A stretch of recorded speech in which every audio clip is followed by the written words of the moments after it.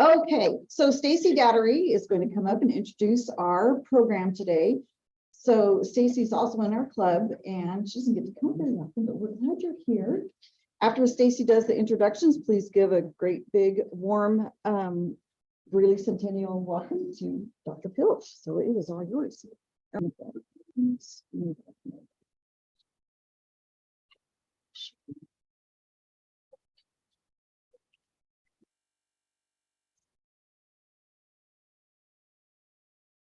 Go. It's all yours.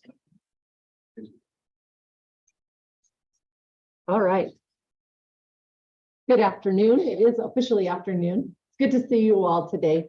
As Susan said, I don't often make it, not as often as I'd like to, but I sure do enjoy being with all of you when it works. And I just absolutely adore this Rotarian community and family that we have. So thank you for having us today as District 6. It is my honor and privilege to be able to introduce our speaker today, our superintendent, Dr. Deirdre Pilch. I have been with the district for 18 years. And as I was thinking about what did I want to say today to introduce this and to be able to provide just a quick intro into an update of our district in my 18th year, it is that we have, this is a profession of service and love and commitment.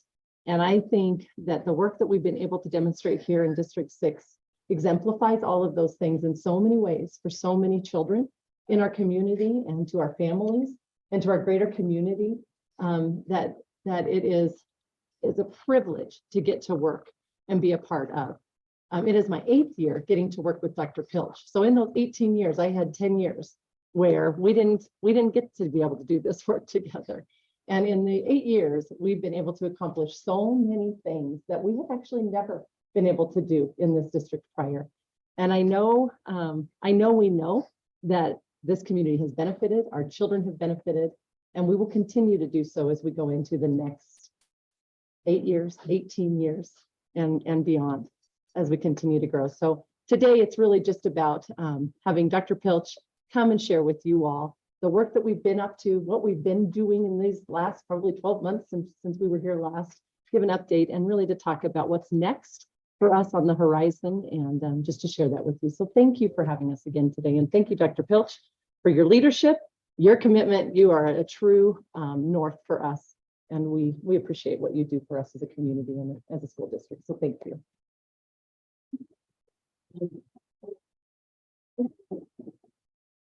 You know, you're killing me, making me stand behind this building. Can we turn that camera like over here? Good morning, good afternoon, everyone. It's my pleasure to be here today, and we have a lot of information to share, but I'll try to go through it pretty quickly. I want to leave time for you to ask questions, make comments, ask me what's going on, and have some opportunity to do that. You do have on your table a copy of our Innovation 2030, which is our strategic plan. And Stacy called me the true north, but this is the true north. This is what guides us in our work every single day in the district. And it's what keeps us from getting distracted. It's easy to get distracted, especially these days. There's a lot of distraction out there, a lot of noise about public education. And so this is the work of the school district. It's the work that guides our Board of Education, and it's the work that guides our staff and administration in the district. I do want to introduce President of our board, Michael Matthews. Thanks for coming today. I don't know if he's doing a makeup or if he's here to support the superintendent, but he's always here for Aiken too. Of course you were. It's really why he came in. And now I know, of course. But you didn't let your son out of school, no. Great. All right. So let's just get started here. And, we started the school year with a great start here in the district. This is one of the front halls of one of our schools. I think it kind of looks like maybe Toynton Academy of Pre-Engineering. Now I'll talk a little bit about our Toynton Academy of Pre-Engineering with you all today. But we have welcomed, we're now verifying it's about 400 additional students. We had about 400 more that were on our books here a couple weeks ago, and we've cleaned those up. But we continue to enroll students in our district and families. Last week we're still coming in and enrolling in our schools here in the district. So we do expect the number to continue to go up. This is a good problem for us to have. Many of my colleagues around the state are facing declining enrollment and actually facing school closures. And so we're glad that the families are coming and that we're bringing families back to the district. I just want to brag for a minute about our graduation rate. I came in 2015 to the district. It's my 8th year, as Stacy said. We've been able to move our graduation rate up to an 84.1% verified in 2021. Our preliminary numbers for spring of 22 indicate that that number is going to bump up just about another percent. So we're going to go over 85%, we believe, but those numbers are not fully verified. And I'm especially proud of this because we were in a pandemic and we had a lot of disrupted learning during that pandemic. But due to the hard work of our teachers and our administrators, our students, we were able to keep students with us and to keep students on track for on-time graduation. This is so important because if students graduate on time, and especially if they graduate with some college credit at the same time, they're much more likely to go directly into a lucrative career or straight on to college. And Fred's is nodding his head back there, but it's so true. And so this is a big measure of us, and I'm just really proud of it. I know that the cynics will sometimes say, oh, they've made it easy for kids to graduate, or they're padding the graduation rates. I'm here to tell you, in this strategic plan, behind this, in the very detailed versions of this, that all the big action plans that come behind it, we have very specific plans that we implemented back in 2016 that we have driven really hard to get kids to on-time graduation and into college and career. And we've done that with our big 4 focus areas and our goals. And this is in that strategic plan. But everything we do in the red and the pink and the blue area is all about getting to the green area, that student learning and achievement. The other piece that I think has really contributed to our graduation rate is all the work we've done with career academies and career pathways. You see 13 different career pathways, I think, going across there with 26, 27, or academies going across 26 or 27 pathways in there. This has been really exciting and robust work we've gotten to do. And we've presented just on this in the past, so I won't give a lot of detail here, but for those of you who is new to, we couldn't do this work without our partnerships with Ames Community College and the University of Northern Colorado. Much of this work is teachers from Ames in our buildings, or our teachers being endorsed by Ames or UNC to teach in our buildings, and our kids going out to those campuses to complete those certificates and those licensures to go directly into gainful employment. So really proud of that work. We are building a new career and technical education center that will open a year from now. We purchased the old CDOT building down on 4th Street and about 14th Avenue and by Billy Martinez School. And we're renovating that into a new career and technical education center and also a new Jefferson High School. We'll have 5 career pathways there: a construction trades pathway that focuses on electrician, an informational technology pathway that focuses on cybersecurity, early childhood education, because that's our Jefferson High School is also our teen parent center. So we'll have that early childhood education pathway there. So students will be able to graduate with the licensure to open their own childcare. And then we're going to have a welding pathway there. The welding program at Greeley West High School and the welding program at Ames Community College are very popular with our students. There is a wait list on both of those campuses. So we knew we could fill yet another welding program. And then really excited about cosmetology. It was going to be hairstyling. We don't currently have a cosmetology program at Ames Community College. And so our kids don't get to access that during their high school day, but they will once we open this CTE center. So really excited about this, and in no way do we think it's going to compete with Ames because Ames, you guys have a wait list in all of our programs. And so I want to talk a little bit about the bond issue, and I have a video here. Well, really the mill levy override and the bond here. I want to give you an update on that work that has occurred as a result of the 2017 mill levy override and the bond issue that we passed here in 2019. Just as a reminder, as you go into this, mill levy override are operational dollars, people, programs, smaller items like technology, computers, furniture, and some of our roof repairs. Bond issue is the big buildings, big renovations, replacement buildings, big roofs like Northridge and Heath Middle School. So I'll let you enjoy this video. Thank you, Tiffany.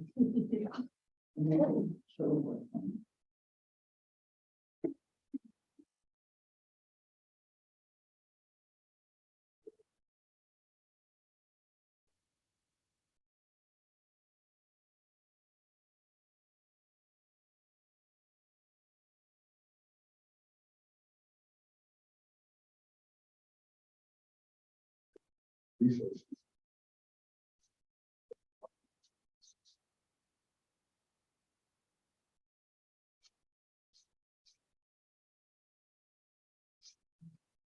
To get our kids schools, we need to give them the facilities. The district is so important to the community. My husband Pete was co-chair of the Melody Override Committee, so I guess I was his special assistant. So I got to be involved with all of the meetings. And it's so critical that we had that Melody Override. I did not realize that we were in a few districts in the state didn't have that. When you looked at our per pupil funding, it was so low.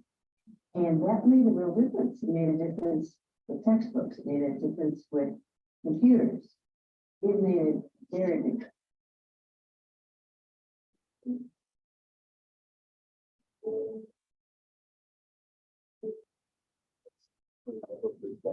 Because we get those like things like courses, Greeley monthly at the same time. It's a lot better than AP courses for sure, because you don't have to rely on one day or one test to get college credit instead of you can just like pass the course and you get the college credit, which is makes my life a lot easier. It's free, it would boost my GPA, and I get college credit.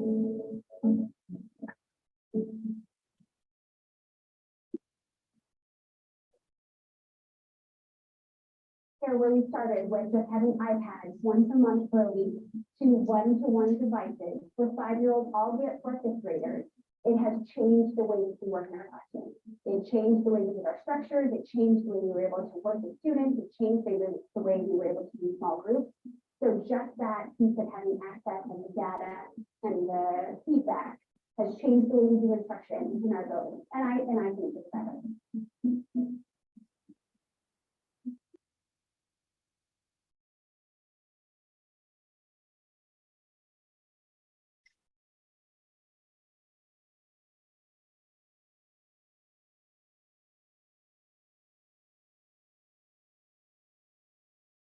We're going to have a new identity at Greeley-West, and it's going to be a positive transition. It's going to have a positive effect on students' education, and the students are going to feel more valued in our school. And that means a lot to us.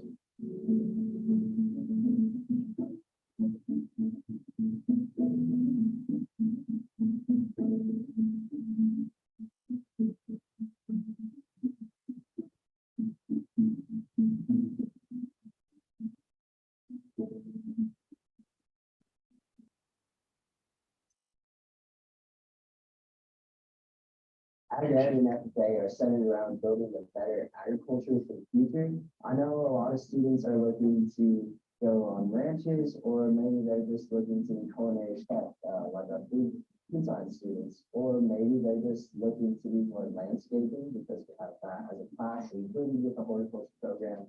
And there's a lot you can do with Ag and FFA, especially. You have many competitions to get students and members involved in, as well as these offices, as we call it, which not only look good on the resume, but give you that real life experience in leadership roles.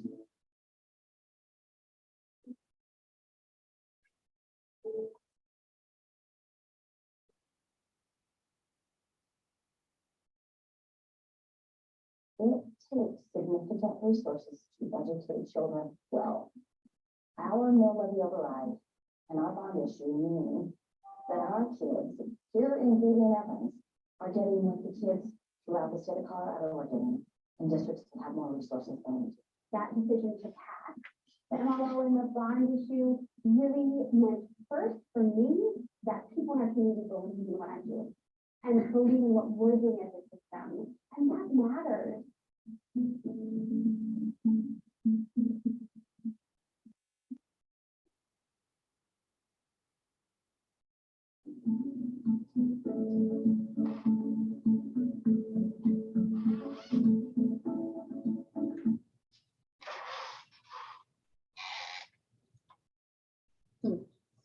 Escape? Yeah. See, you notice I go to my smart people in the room and ask them. So, Tiffany, thanks for being one of the stars in our video, Tiffany, and Jean too, so thank you. Um, She did. We kept that part out when she did that.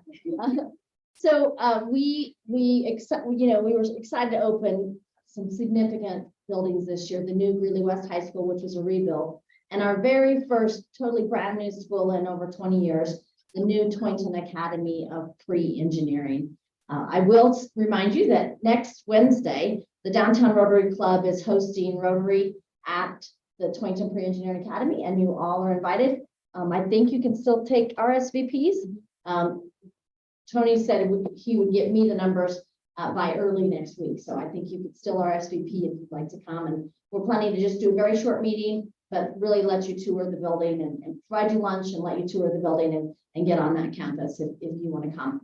And then the addition at Chapel Arts Magnet, you heard Avon talk earlier about being a student there. Well, when she was there, they did not have a dance studio.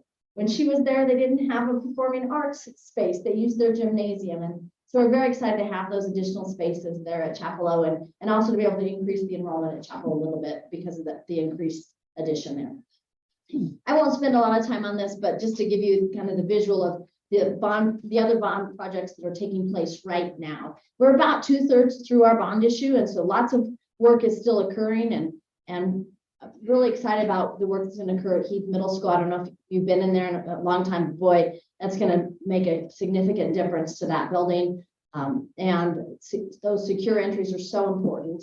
So this is our kind of our third phase of the bond, and then there's yet one more last phase to come after this construction this year. And then the mill levy override, I want to just remind you a little bit about that. It passed in 17. It does sunset in 7 years. We're coming up on year 6 here. It's for 10 mills. And those are the bulleted areas there that were the primary areas we spent the mill levy override dollars on. That's what we passed the initial initiative on. And here last month, the Board of Education voted to place a no tax increase renewal on the ballot for November for a sunset in 10 years. And I know Mr. Norton is going to want to talk a little bit more about that when I finish up here today. But to give you an idea of, these are just the things that the mill levy override will continue to fund if it does pass in November on the ballot. And these things have made a big difference in our school district. If you were here, well, we could let Tiffany, you've heard Tiffany say it, but if you were here in the district a decade ago, we are a very different district today. Our kids and our staff have the equipment and technology and the up-to-date curriculum they should have. Our students are accessing that concurrent enrollment. By law, if a kid is in a college course during their regular school day, we have to pay the tuition. And so before the mill levy override, we would send 100, 175 kids on a really good year to concurrent enrollment. Now we send over 1,000 students a year, or keep 1,000 students a year and have college teachers on our campuses teaching them to earn that college credit and those industry certificates. So it's been a really, really big deal for our community. You all are aware that almost 70% of our children live in poverty. And the way we turn poverty around is we educate children really well. And that's what we have to do here in District 6. And a big part of that is getting them into those industry certificates so they go right into the workforce and front load some of those college courses. So I'd be curious, Avon, how many college credits you think you're taking with you to college? Any idea? I am still enrolled in a teacher cadet program right now, and I'll get 9 for an elementary education degree. And then with my AP classes, I'll probably get another 6 or 7. And so That's a full year of college. Yeah, a full year of college credit. That's awesome. Yeah, I'm so glad you're going to be a teacher. And then safety and security and transportation and taking care of our hourly employees was a big part of this mill levy override. We're still not done. We've caught up a lot, but we still have a lot of work to do here and systems that will need to be replaced again. For example, the security cameras at the high schools, they are now 5 years old. And so there's upgrades. We don't have to go in and completely overhaul the system, but there's upgrades that need to occur on an annual basis. We don't have security cameras yet in our elementary schools and K-8s. That's coming up next with future new dollars. So just to give you an idea on how we've been spending those dollars and how we will continue to spend them if the override passes in the fall. And then in terms of instruction and technology, we were able to move students to one-to-one devices, and which was so critical as the pandemic hit, that we had the devices to put in the students' hands and to be able to teach students remote when we were forced to go remote that first March of the pandemic. We also replaced our staff devices. Prior to the mill levy override, staff might have a device for 7 or 8, 10 years or no device that worked at all. And so now we're on a 5-year rotation, as we should be. And then the same with classroom technology, but for the classroom technology is stuff more like this. So the teachers have interactive boards to work with their students. Students have interactive boards to show their work to their teachers. And then of course, curriculum updates and adoptions. That very first curriculum we purchased as a high school language arts curriculum is now 6 years old. And the recommended change in curriculum is every 7 to 8 years. But most of our curriculums were a dozen to 20 years old. Our materials were a dozen to 20 years old when I got here. And then the hourly employee piece has been really important. You all know how hard it is to attract quality employees and to retain staff. And so we had to get our hourly employees into the market and maintain that and keep them into the market. And same goes for paying teachers. This future mill levy override will have a big impact on being able to retain teachers as well as hourly employees. And then we support our charter schools. We share the per pupil portion with the charter schools, and their needs are very similar to the rest of the district, and they spend the money very much in the same way. And then there were some things we've been able to pay for out of COVID relief dollars that have been very important to our system that we would plan to roll into a new mill levy override. So that's elementary school counselors. We didn't have those before the COVID relief dollars. Social work positions, we now have at least a half-time social worker in every building, which has proven to be really important with children and staff coming out of the pandemic. Our online academy. So the online academy, which is a remote school, became pretty popular during the pandemic, and we had a lot of families who still wanted that option when we came back fully in person. And then maintaining class size and maintaining our student to teacher ratios. And then we have what are called attendance advocate positions and parent and family advocate positions that are in our COVID relief dollars. And those folks have worked to engage students, get students back, keep students in, and then to work with families to be engaged in our schools and engaged in the education of their children. Okay, Mr. Norton, I think it's almost your turn when you're ready. But just to give you an idea of the future cost of the mill levy override, you see here we used a residential property of 400,000 and the residential assessment rate. Get your assessed value, you apply the 10 mills, and that homeowner would owe $278 a year for the mill levy override. For commercial property, it's much higher. The greatest responsibility for the mill levy override is and has been on commercial property at a tax rate of 29%. And so you see that there. So I have to provide, because I'm on work time, I have to provide facts of why people would vote no on this and why people might vote yes for this. So these are the fors, and you've got them on your paper. That little blue sheet you have, there's the fors and the against there on your sheet of paper. That's all this This one here, yeah. So this is where I'm going to pass it to Mr. Norton to talk a little bit. I'm happy to take, you want me to take questions first about my presentation? How about we do Yeah, that? you Let can me do that. take some, if you have questions about the presentation. Oh. I moved you because I'd like to see your lovely face. Yeah. All right, thank you. Get me out of Yes, let me take questions you might have about the district, about the bond, about the mill, about our work. And then I'll let Tom talk a little bit about the campaign. Yes, sir. What is the current teacher-student ratio? So it depends on the level. The best ratios are with the littles at our elementary schools. And we try to be around, at the early grades, we try to be 22 to 24:1 to one teacher. And as we get a little higher in elementary, we get a little bigger, 27, 28. We try not to be in the 30s. It does happen some of the time. In full disclosure, we are overcrowded in kindergarten at our new Toynton Pre-Engineering Academy. After we opened, several families that had initially opted out of that, opted to not come there and were going to other schools, probably charter schools and out of district, came back and enrolled at Toynton Academy. So we have about 30 more kindergartners or 35 probably than we anticipated, 40 probably than we anticipated, but it's a good problem to have.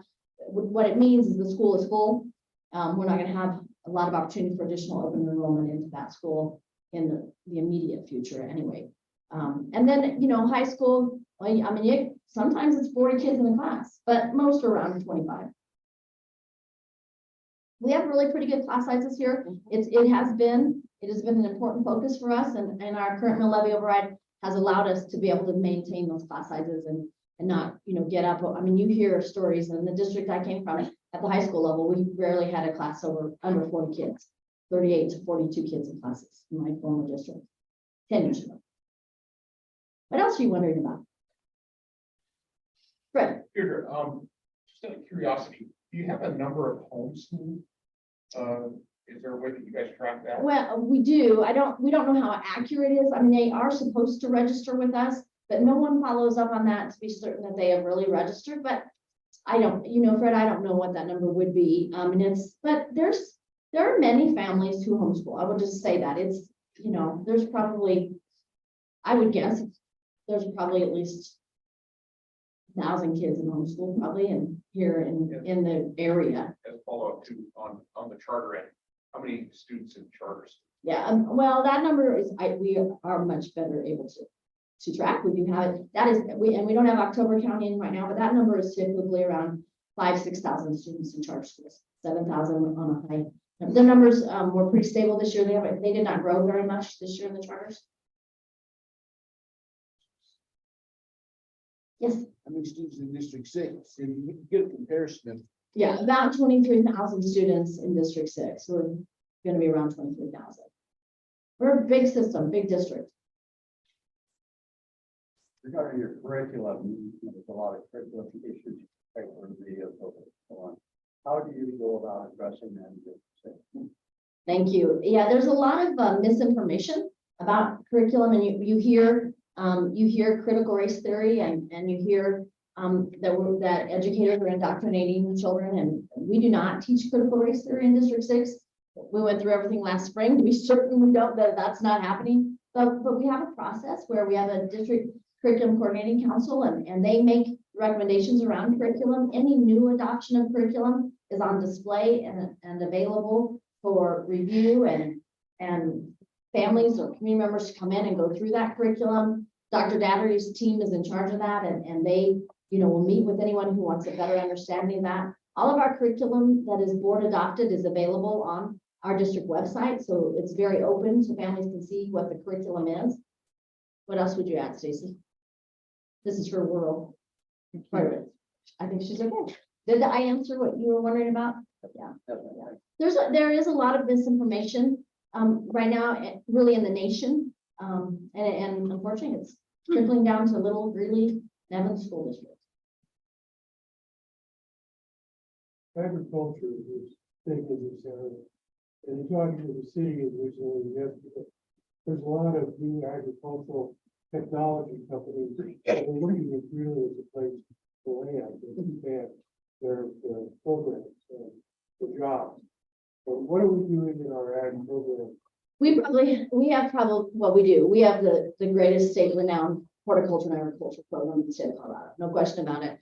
Dr. Dattery's son just was in a state competition related to FFA and took first place. He's going to be competing nationally here later this year, and we are really rocking it. I'll just tell you that. I mean, and with Greeley West is where we house our horticulture and agricultural way, and with it being a brand new school, we've got all the state-of-the-art equipment and materials, and I mean, it's, we're ready. Our kids will be ready. And the video with the young man, Aiden Dattery, Stacy's son, talking about kids wanting to, they want to be in that field, they want to be able to get into it. The other thing we're looking at is actually possibly with the PLC, the Food and Learning Center is actually having a farm there. We've rented a farm, leased a farm in relation to Greeley West, but longer term, we'd like to work to have a farm in conjunction with the Food and Learning Center for our students and the community.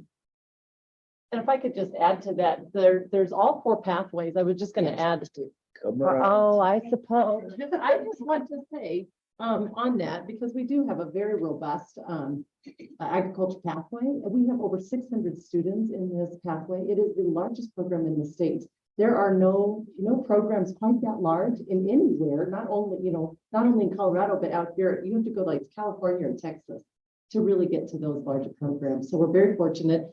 We have now 4 teachers in that program. So my son does benefit, but I've been very attached to it and aware and supportive of what they've been doing. And they've been growing this program over many years. And it's a very, high quality program, certainly for our students, and to be exploring all of the pathways, all of the agricultural industries that we can. Veterinary science, I mean, it's Animal science. animal yeah, science, yeah. Yeah. So, and the Thanks. farm is the next thing. So it's good. Sorry. Anything else for me? I would just Tim. like to say, we appreciate great job you've done this past year. Yeah.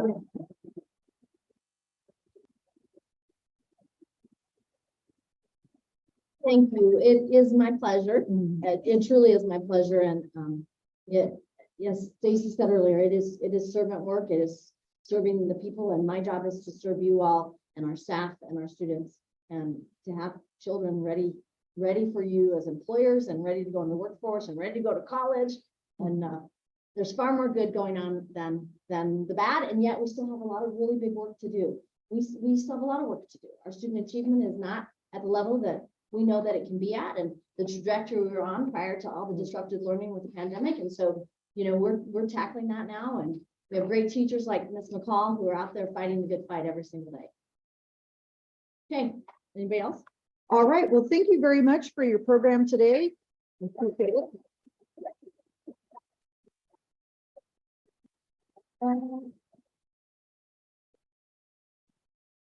And as a thank you for being our program provider today, this little cute bunny will be going to NCMC for them to give away as a comfort animal as they need. And it says, this stuffed animal wants to help you when things are hard.